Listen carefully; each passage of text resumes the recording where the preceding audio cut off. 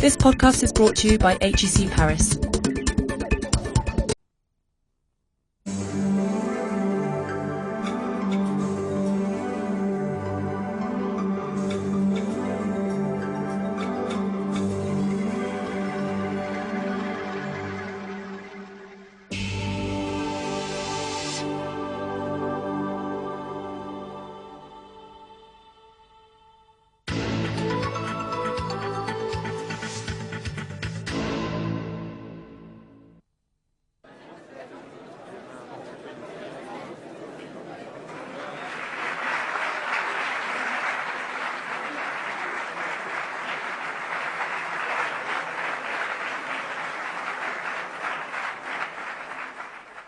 Le thème de la conférence que le professeur Raymond Barre a choisi de nous délivrer, la France face à la mondialisation, nous concerne et nous intéresse au plus haut point. Comme d'autres, la Chambre de commerce de l'Industrie de Paris est confrontée au phénomène de la mondialisation. Elle nous amène à reconsidérer notre approche et nos métiers. Dans le domaine de la formation, le groupe HEC, encouragé par notre institution consulaire, a su ainsi faire de l'internationalisation l'un de ses axes de développement prioritaires. Le recrutement de ses professeurs et de ses étudiants s'effectue dans le monde entier. Monsieur le Président, Monsieur le Directeur, Mesdames, Mesdemoiselles, Messieurs, je voudrais d'abord vous remercier, Monsieur le Président, Monsieur le Directeur, des propos trop élogieux que vous avez tenus à mon égard. C'est vrai que je suis un professeur. D'ailleurs, les journalistes ne se sont pas trompés, et même quand j'exerçais les fonctions les plus élevées au niveau gouvernemental, j'étais toujours appelé le professeur Barre. Il y avait peut-être un peu de raillerie là-dedans, mais pour moi, c'était le plus grand hommage qu'il pouvait me rendre. Mais il ne le comprenait pas. Je pense que nous vivons dans un temps complexe où nous pouvons nous souvenir de la formule de Bergson qui, depuis le temps où j'étais étudiant, m'a toujours inspiré. Agir en homme de pensée, penser en homme d'action. Je crois que nous avons vécu un demi-siècle dans lequel toutes les occasions étaient offertes de combiner la réflexion et l'action. Et nous allons entrer dans un 21e siècle fascinant où cette réflexion s'imposera de plus en plus et où l'action devra tenir compte de phénomènes nouveaux, d'obstacles, mais devra tendre à cette amélioration du genre humain qui est le souci principal des économistes. Si j'ai préféré l'agrégation de sciences économiques à l'ENA qui existait, c'est parce que j'ai pensé que la voie que je choisissais ne m'exclurait pas de l'action, mais me conduirait à la réflexion. Et je dois dire que je ne me repens pas d'avoir fait ce choix.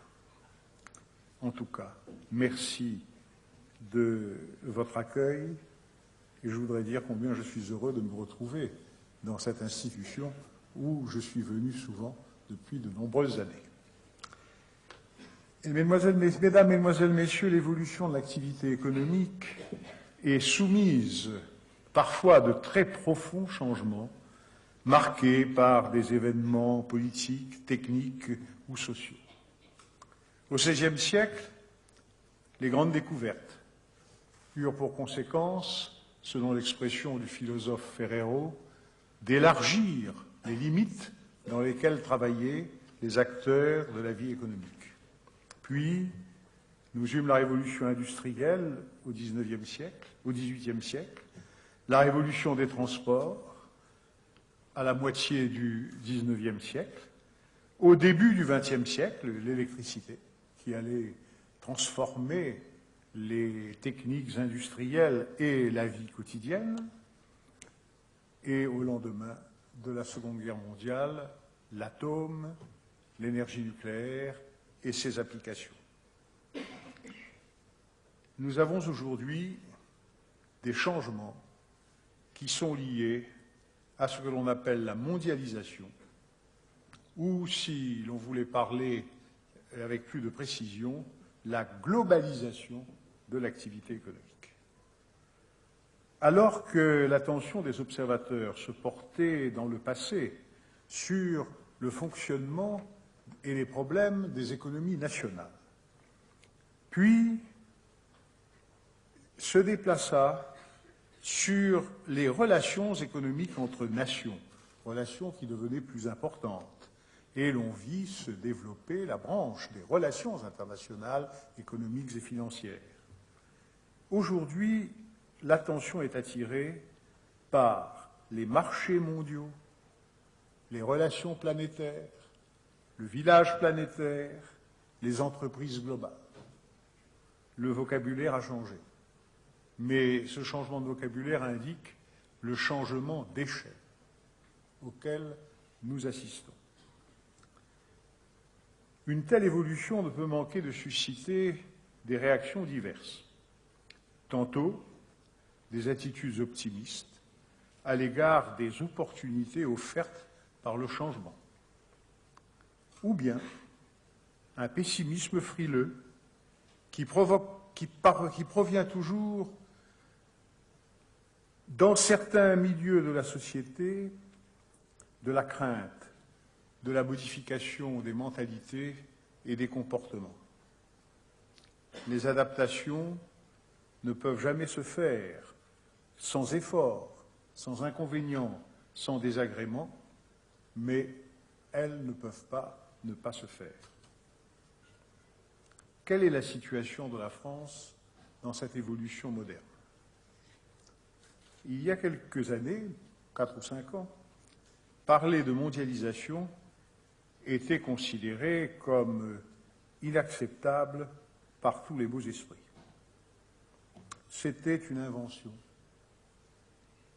des lutins de Davos. C'était une invention des ultralibéraux, des tenants d'un capitalisme sans frein qui menaçait les nations, les individus, les cultures. Comme le phénomène de mondialisation s'intensifiait et apparaissait, pour reprendre l'expression d'aujourd'hui, incontournable, le langage a discrètement évolué. Les imprécations se sont calmées et l'on en est venu à une attitude plus objective. Reconnaître les avantages de cette mondialisation, mais en même temps souligner qu'elle comportait des difficultés et des dangers et qu'il convenait de chercher à faire face à ce qui allait entraîner des modifications profondes dans l'évolution de la société. L'opinion française a pris, bon gré mal gré, a pris une vue désormais plus calme de ce phénomène de la globalisation. Elle est prête à en accepter les conditions pour que notre pays puisse y faire face. Nous sortons d'une période qui a été une période de confusion intellectuelle, qui s'était abritée derrière une sorte de mythologie de la mondialisation. Aujourd'hui, les choses se décantent, les choses s'éclairent.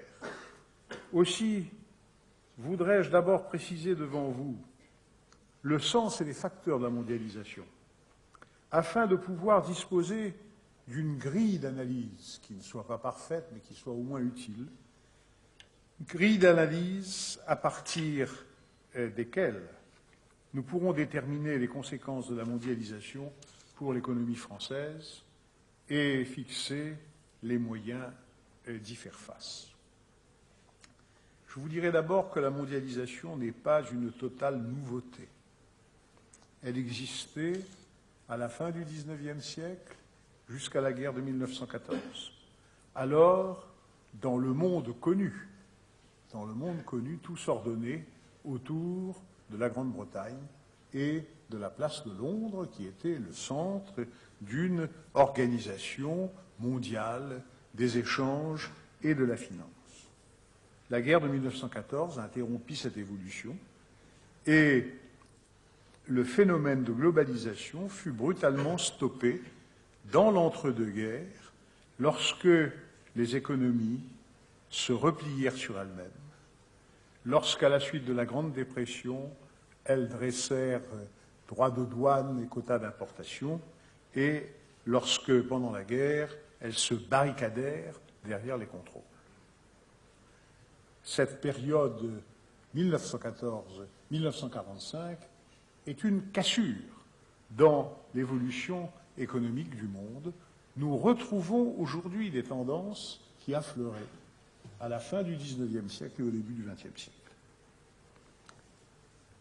Que signifie la globalisation? Elle signifie que la compétition économique se déroule désormais à l'échelle du monde. On pouvait auparavant examiner les problèmes de compétition à l'échelle d'une nation, à l'échelle d'un groupe de pays, à l'échelle d'une organisation spéciale comme le grand marché européen au sein de la communauté européenne. Aujourd'hui, nous savons bien que la compétition est, si vous me permettez l'expression, une compétition tous azimuts. Les concurrents sont partout et chacun des acteurs de la vie économique est un concurrent pour tous les autres dans le monde.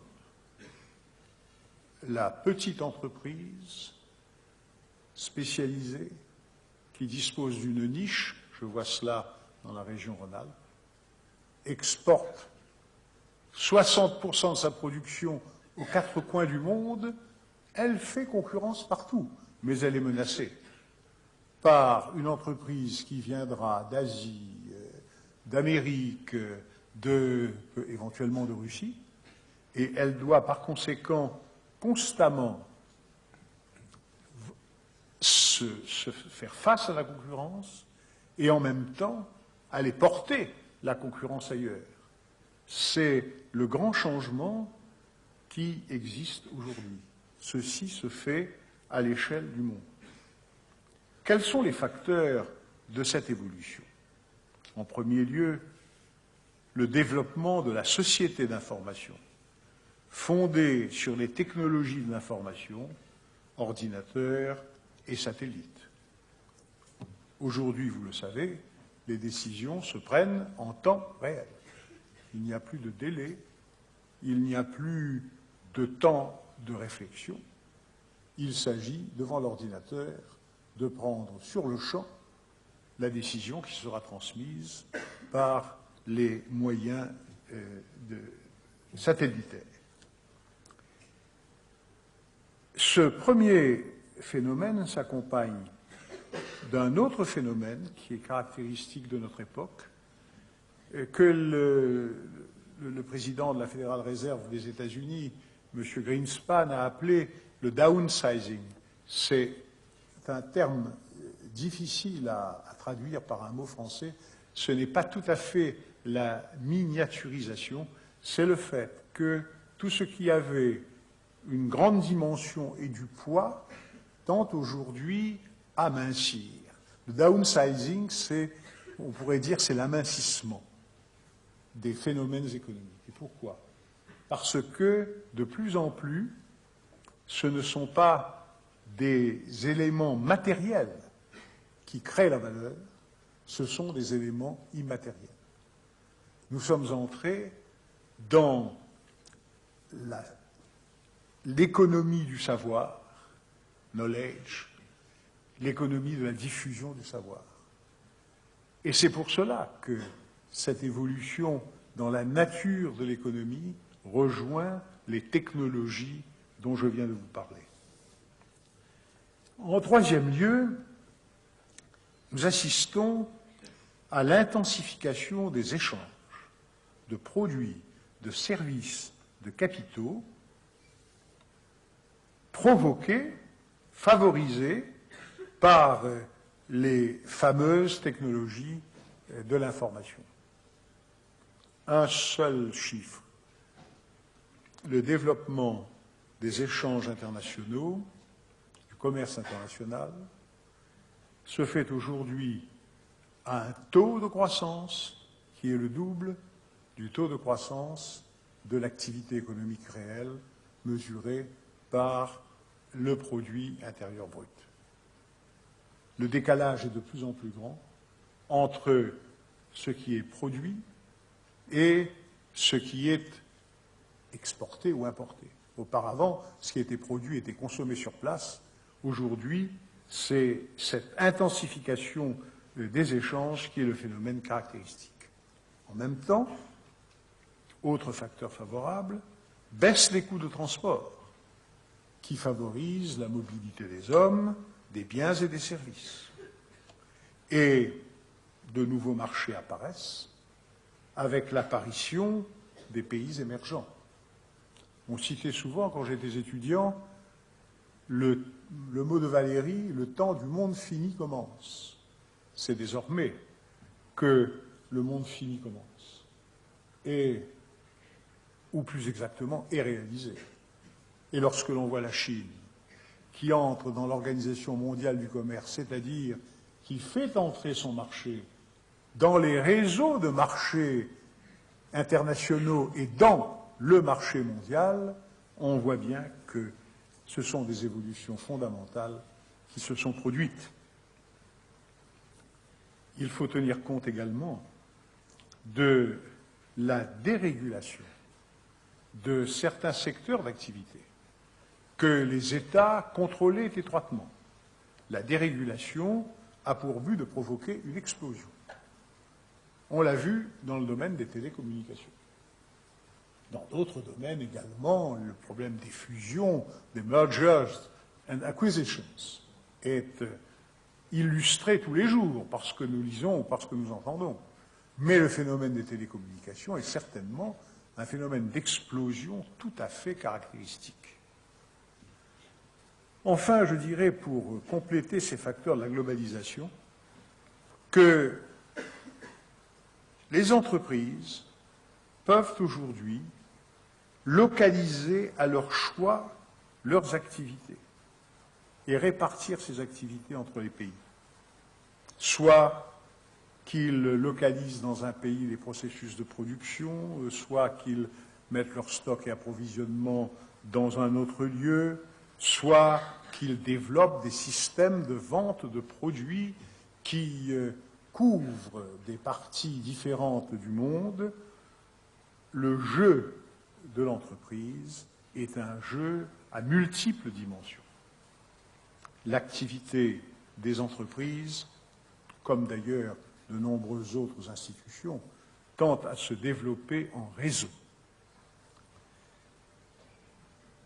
Voilà les facteurs de la globalisation. Mais je dirais tout de suite qu'il faut éviter de penser que la globalisation peut être totale. Elle ne peut pas entraîner une complète mobilité des facteurs de production et des agences économiques. Et notamment, elle ne peut pas entraîner une complète mobilité des entreprises. Car une entreprise ne saurait se couper, sauf phénomène exceptionnel, ne saurait se couper de sa base nationale, du marché sur lequel elle s'est installée et elle s'est développée. Le marché local ou le marché national demeure, mais il est immergé dans le marché mondial. La concurrence frappe de partout et à tout moment. Et qui veut, comme je le disais tout à l'heure, faire face à la concurrence, doit aller porter la concurrence ailleurs. C'est un monde fascinant, c'est un monde difficile, car il demande de l'imagination, de l'innovation, il demande une vigilance de tous les instants.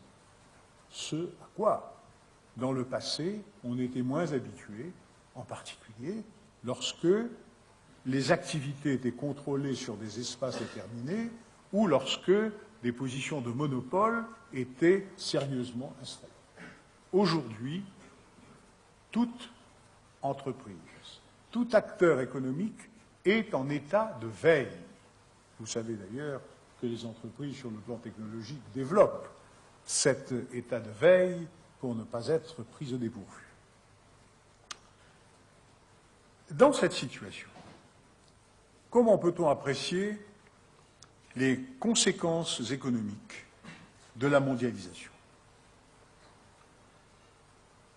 Tout le monde reconnaît aujourd'hui que la globalisation stimule l'expansion de l'économie du fait de l'intensification de la concurrence, qu'elle encourage l'innovation, parce que la concurrence est d'autant plus couronnée de succès que l'on a des produits ou des processus de production qui sont nouveaux.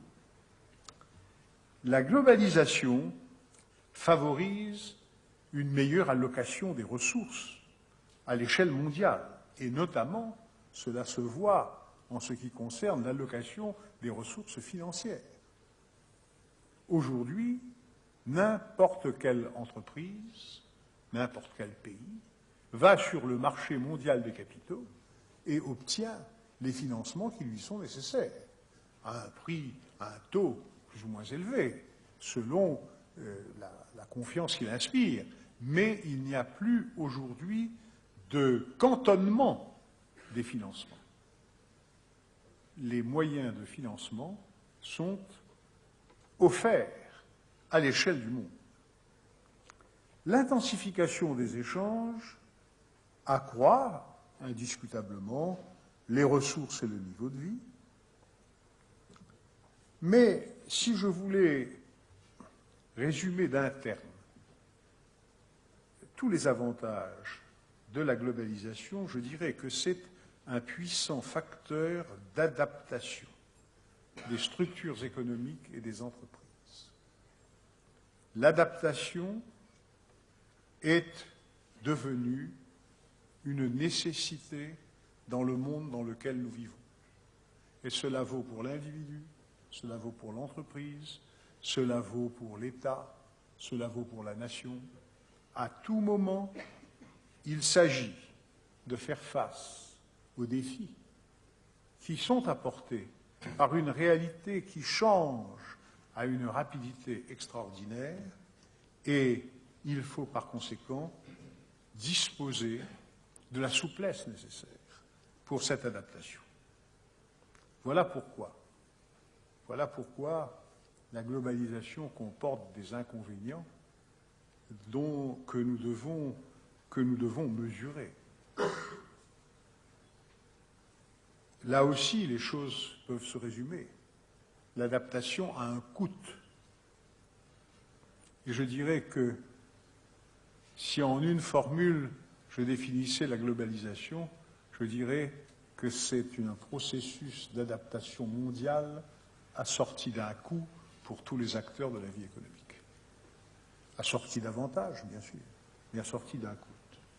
Le coût, c'est d'abord le coût économique. Les activités non compétitives disparaissent ou doivent être soumises à des processus douloureux de restructuration. Nous l'avons bien vu dans le cas des entreprises françaises. Nous le voyons aujourd'hui tous les jours. Et lorsque se font des fusions, lorsque se réalisent de très grandes opérations à l'échelle mondiale, nous voyons bien que cela entraîne des fermetures d'usines ici, des licenciements là. Autrement dit, il y a un coût économique que nous ne pouvons pas ignorer. Le coût économique est présent, les avantages sont à terme. Le coût social. Le coût social, c'est du fait de la réduction des coûts de production ou de la stabilisation des coûts de production due à la compétition, l'obligation de réviser les rapports travail-capital. Vous savez que dans une entreprise, l'optimum doit être recherché dans les rapports entre capital et travail. Dans certains cas, il est possible que l'optimum ne règne pas. Aujourd'hui, l'intensification de la compétition conduit à cette révision des rapports travail-capital, d'où, en ce qui concerne le capital, des fermetures d'installations, des abandons d'équipements, et en ce qui concerne le travail, les licenciements. On s'étonne parfois de voir que des entreprises qui font des profits annoncent en même temps des licenciements. Pourrait-elle faire autrement? Car les profits sont le résultat du passé. Si elles veulent conserver leurs profits, elles doivent penser à l'avenir. Si elles pensent à l'avenir, elles doivent réviser, dans certains cas, leur rapport travail-capital. Et cela se passera, qu'on le veuille ou non. Par conséquent, n'accusons pas les uns ou les autres de manquer de cœur ou de manquer de compassion. Chacun fait son métier. À d'autres, ensuite, de corriger les conséquences fâcheuses de ces phénomènes. Et j'en arrive au dernier coût, le coût humain. C'est vrai que le processus de globalisation entraîne un coût humain du fait du chômage qui peut se créer par suite des licenciements ou du fait de l'incertitude, du climat d'incertitude qui est créé sur l'emploi. Vous entendez beaucoup parler des études sur la précarité de l'emploi, sur le stress des cadres. Tout ceci existe. Mais je dirais que c'est un ingrédient du système et qu'il faut que les mentalités et les comportements se modifient par rapport à des situations plus calmes qui avaient été connues pour pouvoir faire face à ces événements nouveaux. Dernier point, la mondialisation entraîne-t-elle un affaiblissement de l'État? C'est un sujet dont on discute beaucoup en France. Je vous dirais qu'il y a un affaiblissement de l'État si l'on voit quels sont les instruments dont l'État se trouve obligé de se séparer. Ces instruments, ce sont les contrôles. Il est évident qu'un État qui a la spécialité de contrôler se trouve complètement désemparé devant les phénomènes qui se manifestent aujourd'hui dans l'économie. La question qui se pose alors est de savoir quelle est l'utilité de ces contrôles. Je répondrai que l'affaiblissement de l'État ne se produit pas si l'État accepte de sortir de secteurs où sa présence et son intervention ne sont pas indispensables ou ne se justifient pas. Nous avons vu, après de très grandes protestations, l'État mettre un terme au contrôle des prix. La France avait le contrôle des prix depuis 30 ans, lorsque, en 1978, je l'ai supprimé pour la première fois, mais le gouvernement suivant l'a rétabli sur le champ. 30 ans de contrôle des prix. Et nous savons bien quelles en ont été les conséquences néfastes pour les entreprises. Le contrôle des changes existait, mais du même coup, les relations entre la France et l'extérieur se trouvaient pénalisées par rapport à d'autres pays qui jouissaient d'une liberté d'opération dans ce domaine. L'État ne perd pas, cependant, une marge d'action importante à condition qu'il respecte des disciplines et qu'il mène des politiques cohérentes. Je voudrais insister sur ce point, car dans le débat français, cela est tout à fait confus. Il faut en période de globalisation, que l'État respecte des disciplines et qu'il soit soucieux de la cohérence de son action.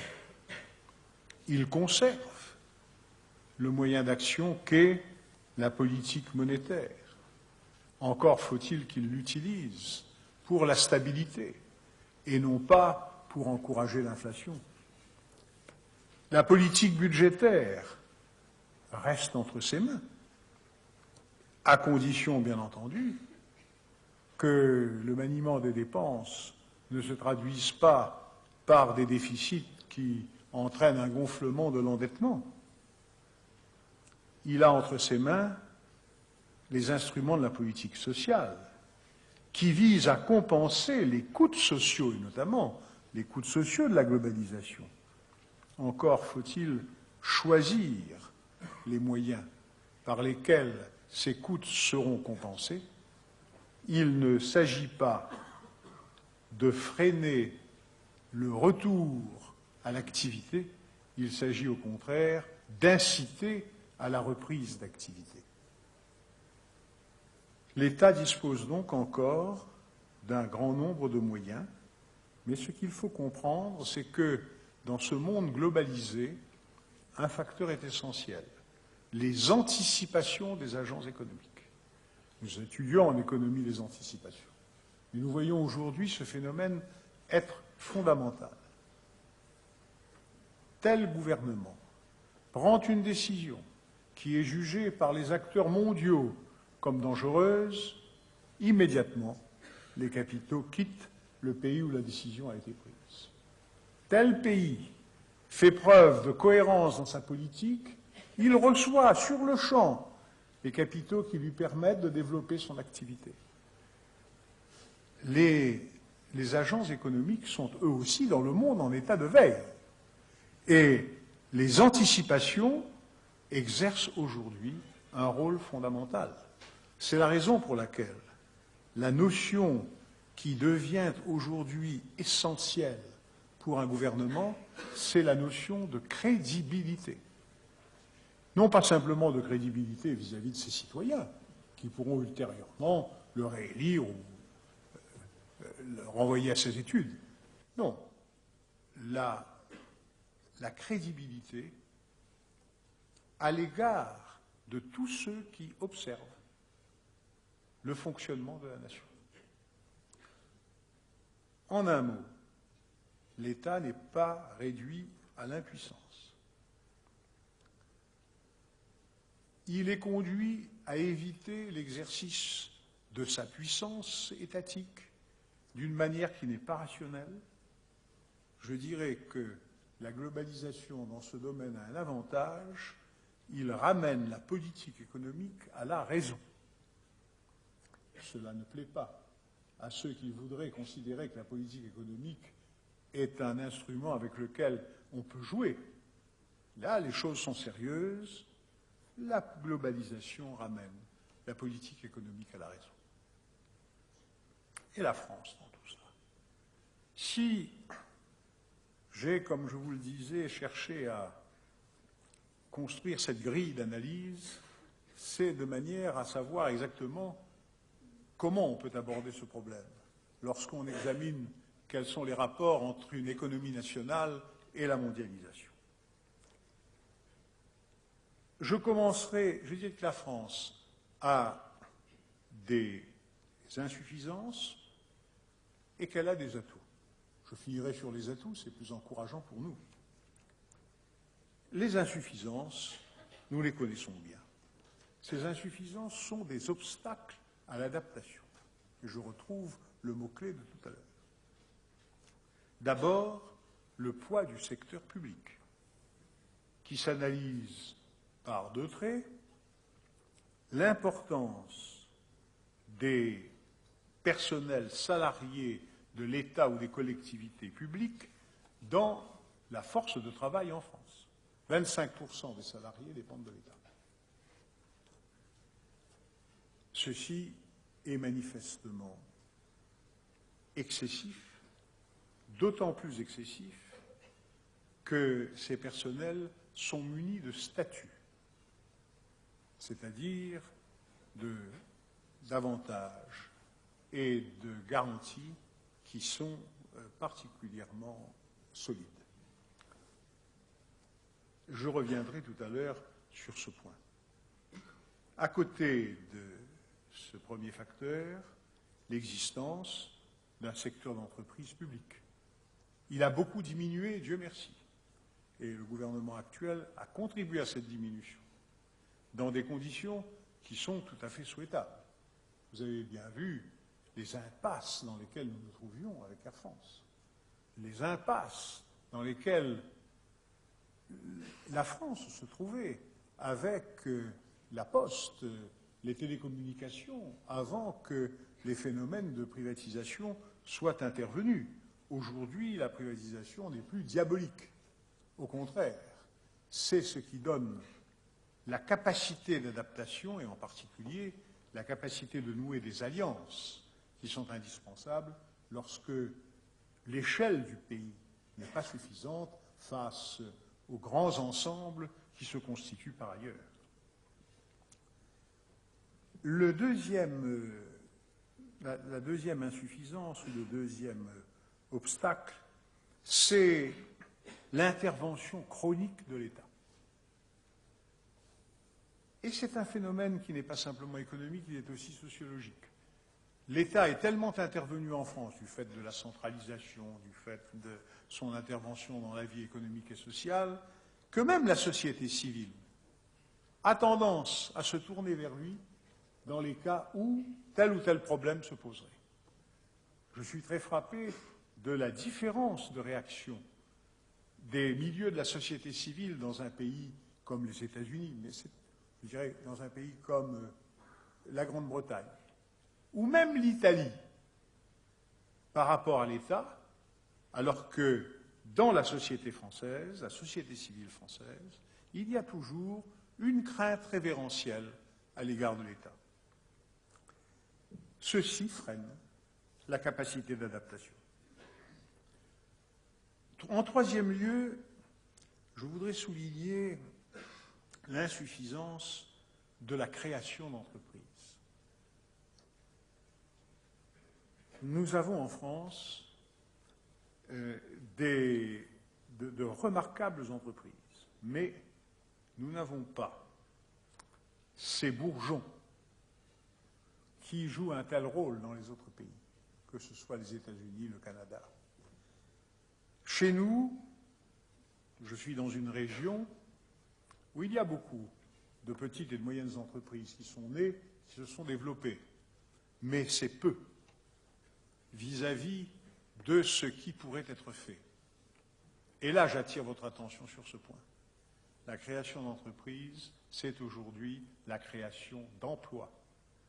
Celui qui crée son entreprise crée l'emploi pour lui et crée l'emploi pour d'autres. C'est ainsi que l'on voit la floraison des emplois aux États-Unis ou au Canada. À Montréal, le phénomène est tout à fait frappant. Si jamais vous avez l'occasion d'étudier cela, ça vaut la peine.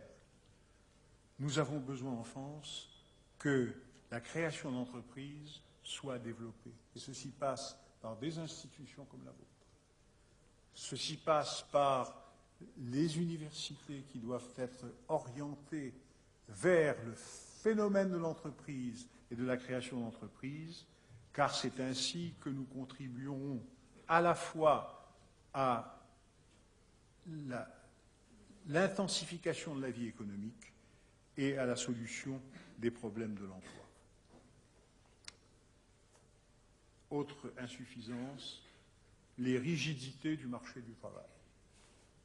Je le cite, je n'insiste pas, tout le monde sait que nous avons en France un marché du travail qui est entouré de dispositifs, de régulation, qui font que la marge de manœuvre, aussi bien de l'entrepreneur que du salarié, se trouve considérablement réduite. Il y a des réactions intéressantes. La loi sur les 35 heures a comporté dans sa première étape une négociation à l'intérieur des entreprises. Quel a été le résultat auquel personne ne s'attendait, et en premier le gouvernement qui avait proscrit le mot de flexibilité? Toute une série d'accords passés entre les entrepreneurs et les salariés, introduisant une plus grande flexibilité dans l'organisation des relations sociales, contournant en quelque sorte les dispositions qui jusque-là empêchaient les adaptations. Je considère que c'est l'un des éléments les plus encourageants que l'on peut observer aujourd'hui, en particulier une évolution des mentalités syndicales, pas de toutes, pas de tous les syndicats, mais de mentalités syndicales qui peut être extrêmement intéressante.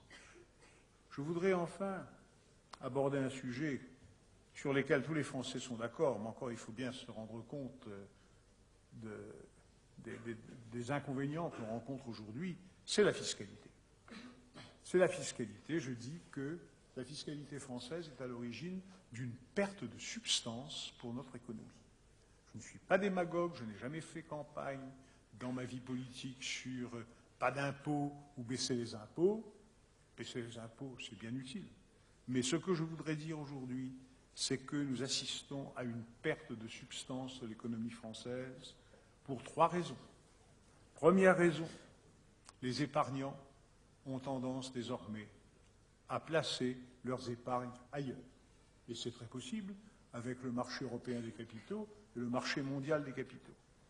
Deuxièmement, les entreprises qui pourraient se développer en investissant dans le pays ont tendance à investir ailleurs.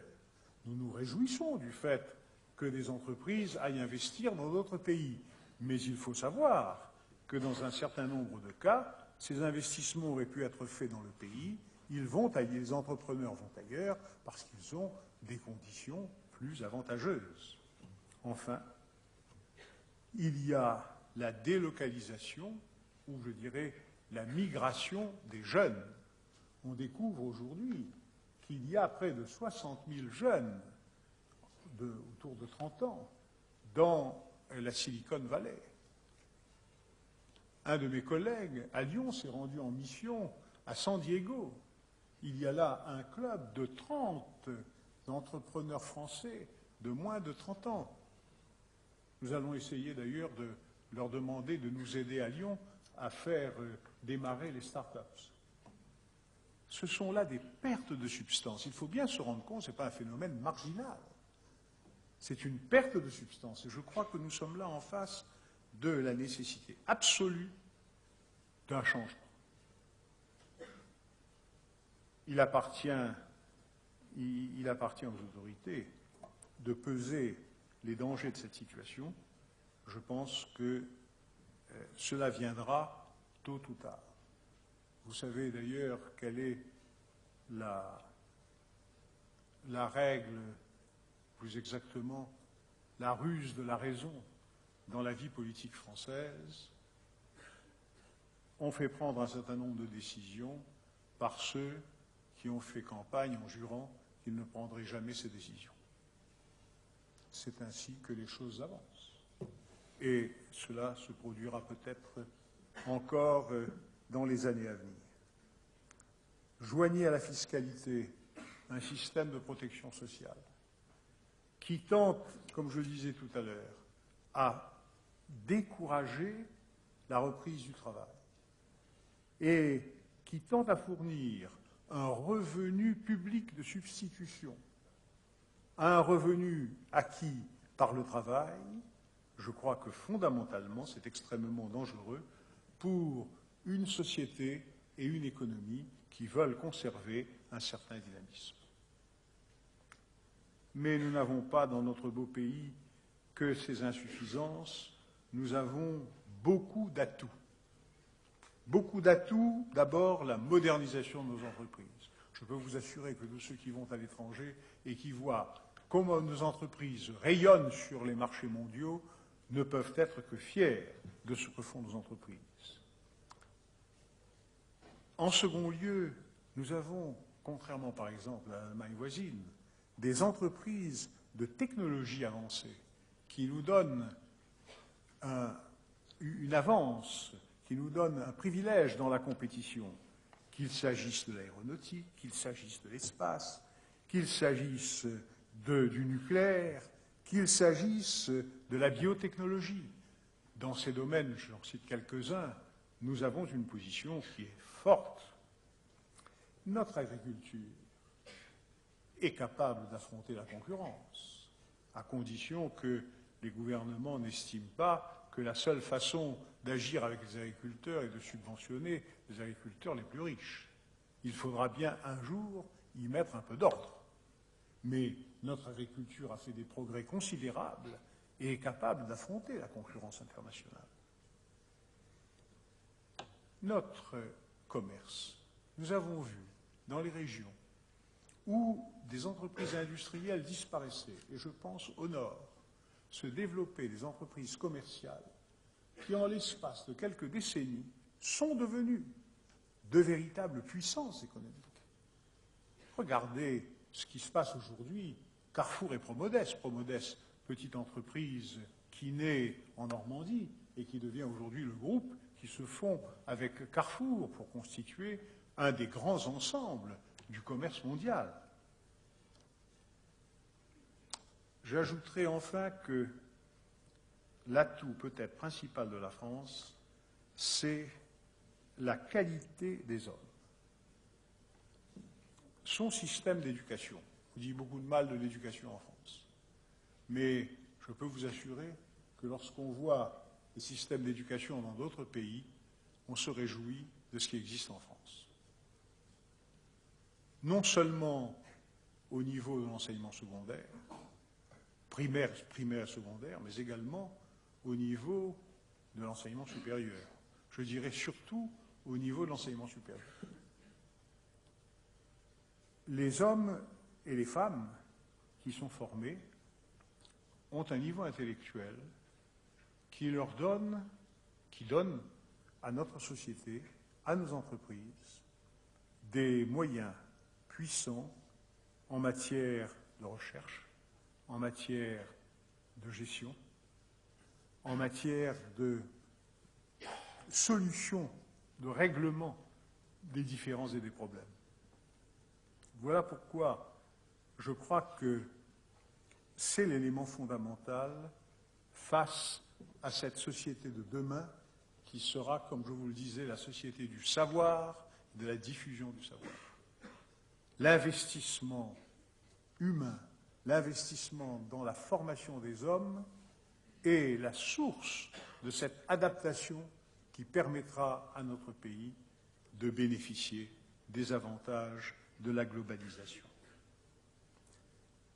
À cette remarque optimiste, j'ajouterai une observation finale. Il faut toujours finir sur l'optimisme. Je dirais que le tempérament français est un élément à la fois négatif dans certains cas, mais toujours positif ensuite. J'avais récemment une conversation avec une personnalité étrangère. Elle me disait que ce qui l'avait frappé le plus, c'était la qualité du travail français, son intensité. Bon, c'est pas la question de savoir si on travaille 40 ou 35 heures. C'est la qualité du travail fourni par l'individu. C'est, pour reprendre une vieille expression française, le goût de la belle ouvrage. Et c'est ce qui fait que dans des pays voisins, où nous avons des travailleurs français émigrés, en cas de licenciement, ce ne sont jamais les Français qui sont éliminés les premiers. Vous voyez ça en Alsace, vous voyez ça à la frontière de la Suisse. Pourquoi ? Parce qu'il y a un capital humain qui est considéré comme extrêmement productif. Ce qui fait que les Français peuvent, dans beaucoup de cas, faire preuve d'insouciance, d'indifférence, de négligence. On laisse aller les choses, mais le français est très sensible à la leçon des réalités, à ce que j'appellerais l'état de nécessité. À ce moment-là, le rebond se produit. Et les résultats peuvent en être tout à fait remarquables. C'est, en ce qui me concerne, le vœu que je forme pour la France face à la mondialisation. Merci de votre attention.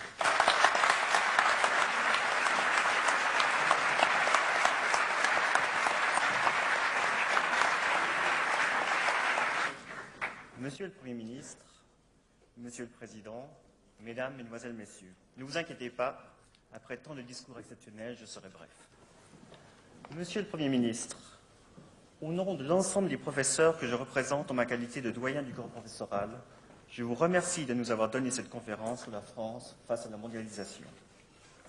Votre message est pour nous riche d'enseignements, car il nous permet de clarifier, par une approche rigoureuse et éclairée de l'économie, les questions et les enjeux du monde actuel, et nous montre que notre destinée collective, à l'aube du troisième millénaire, s'inscrit dans un nouvel environnement dont nous ne maîtrisons pas toutes les retombées.